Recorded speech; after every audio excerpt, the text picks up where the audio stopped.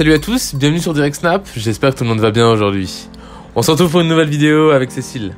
Lors d'un live Instagram dédié à son parcours professionnel dont elle est très fière, Cécile, l'ex d'Alain, a décidé de se livrer sur sa vie avant l'émission Mariée au premier regard. Cécile a connu des moments très difficiles dans sa vie comme la maladie ou bien être expulsée de chez elle avec sa fille. Cécile raconte cette descente aux enfers qui a été très dure, mais qui malgré tout lui a donné la force de se battre pour en être là où elle en est aujourd'hui. Moi je vous en dis pas plus, je vous laisse découvrir les images, n'hésitez pas à partager vos réactions en commentaire, bonne vidéo à tous. Je vais parler de mon parcours professionnel. Alors je suis comme un chat, j'ai eu plusieurs vies dans une vie, j'ai fait énormément de boulot, mais je vais faire vraiment, on va dire au niveau superficiellement. Pourquoi? Parce que sinon il faudrait un live de 45 heures. Donc j'ai commencé, oui, j'ai du mal à pas répondre à vos questions, mais non, je n'essaye de pas regarder vos commentaires. J'ai commencé coiffeuse, voilà, j'étais coiffeuse à partir de 16 ans, donc j'ai commencé à bosser. J'ai dû prendre cette voie-là, pourquoi? Parce que pour des raisons personnelles, j'étais obligée de partir de chez moi, donc j'ai choisi la coiffure. Ça a été un boulot que j'ai fait pendant 15 ans. Je vous avouerai que ça a été vraiment très difficile. Les coiffeuses, pour moi, ce sont des psychologues de comptoir. Et j'avoue que c'est vrai que c'est pas facile. Mais alors, pas du tout facile. Il faut psychologiquement être en forme. Et c'est pas très très bien payé. Donc, j'ai essayé ensuite de me reconvertir. Et là, ça a été assez difficile. À l'époque, j'habitais Aix-en-Provence. Et j'ai eu, si vous voulez, j'ai eu plusieurs portes qui se sont fermées et ça a été très très difficile. Ça a été la descente aux enfers. Voilà, vraiment, toutes les portes se sont refermées. Je me suis retrouvée endettée. J'avais un loyer assez conséquent. J'avais que des petits CDD, des petits horaires de 25 heures, des contrats. Enfin voilà, donc ça a été très très difficile. Et je me suis retrouvée donc expulsée avec ma fille, une main devant, une main derrière. Ça, c'est des choses que vous ne savez pas de moi.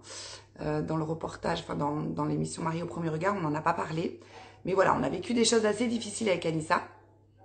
Et ensuite, on a, si vous voulez, on s'est retrouvés une main devant, une main derrière. Donc j'ai mis Anissa à l'abri chez sa grand-mère.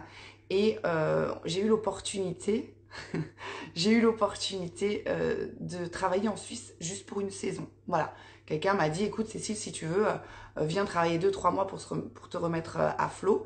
Et je suis partie donc d'Aix-en-Provence pour aller en Suisse. J'ai trafiqué mon CV. Ouais, j'ai trafiqué mon CV. Pourquoi? Parce que là-bas, ils embauchent essentiellement dans la restauration, les frontaliers, je parle.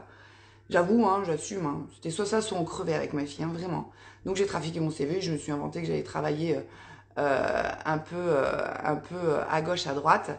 Et c'est vrai que j'ai trouvé du travail très très très rapidement.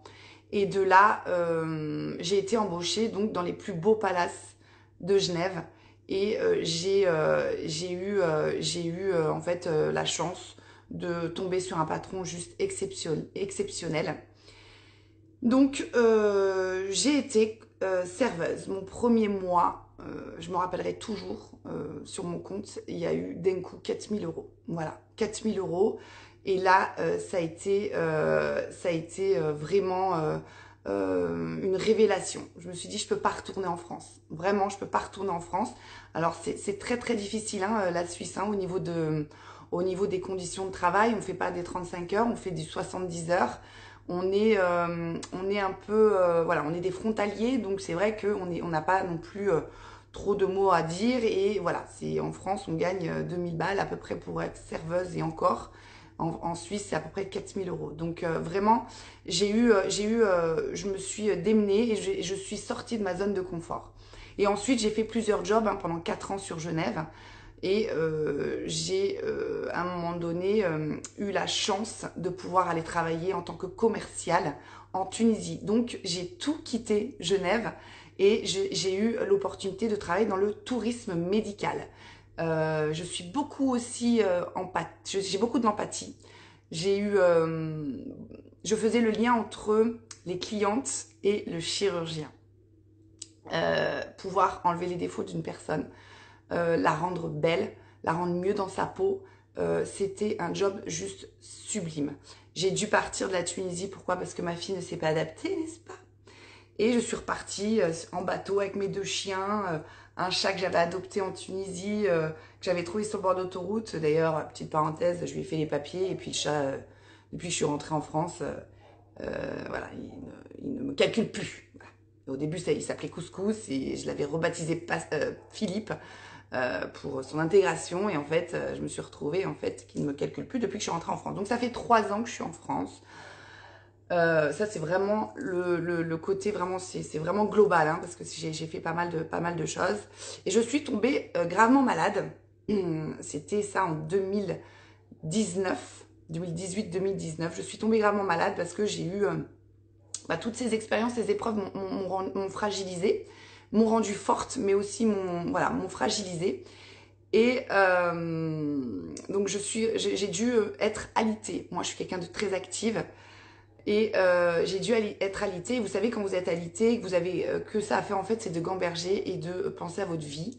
J'ai fait une rétrospective sur ma vie et je me suis retrouvée à me poser les bonnes questions. Voilà, ma fille avait 16 ans, elle commence à avoir une certaine indépendance.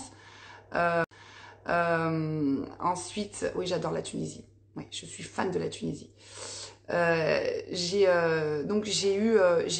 ce truc-là de me dire, voilà, mon boulot, ça va pas. Je reviens de Tunisie, je suis arrivée en France, je travaillais dans un bar pour des clopinettes. Je redémarrais tout à zéro. Donc, j'ai décidé, me dit, pourquoi pas faire l'immobilier. Voilà. J'ai eu une lubie, j'ai dit, tiens, le réseau IAD me proposait une réunion d'information.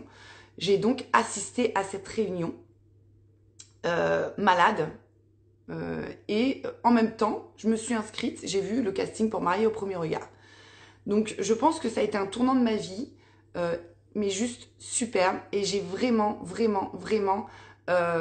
fait les bons choix. Déjà parce que Mariée au premier regard, même si j'ai pas trouvé l'amour, mais ça a été une expérience juste superbe.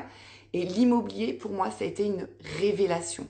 Quand je vous dis une révélation, ça englobe toutes les qualités que j'aime dans la vie en général. C'est-à-dire qu'on est au contact des gens, on change la vie des gens, c'est un dépassement de soi tous les jours, on sort de sa zone de confort, on n'est pas dans un bureau enfermé H24, on gère notre temps, on est indépendant et surtout, vous savez, ce moment-là où moi j'avais plus rien à bouffer, où on était dehors avec ma fille, le fond, on peut l'atteindre très vite. On peut monter, c'est dur de monter, mais redescendre, c'est très difficile. Et ce fond-là que j'ai touché il y a 3 ans en arrière, il est toujours là. Et c'est pour ça que je me suis jurée de ne plus jamais, mais plus jamais, revivre ce que j'ai vécu. C'est-à-dire que je fais en sorte que mon frigo soit plein, que ma fille dorme avec le ventre plein, ça m'a fait 4 repas par jour, donc je pense que ça va, et que mes animaux manquent de rien. Voilà, moi après ça passe en second plan. C'est vraiment mon objectif, et c'est pour ça que tous les matins, et tous les jours que Dieu fasse, je me dépasse. Donc l'immobilier, merci Jean-Mi, l'immobilier pour moi, c'est un challenge tous les jours. Donc, j'ai pris des petites notes sur toutes les questions que vous m'avez posées. Vous me demandez les formations pour être un...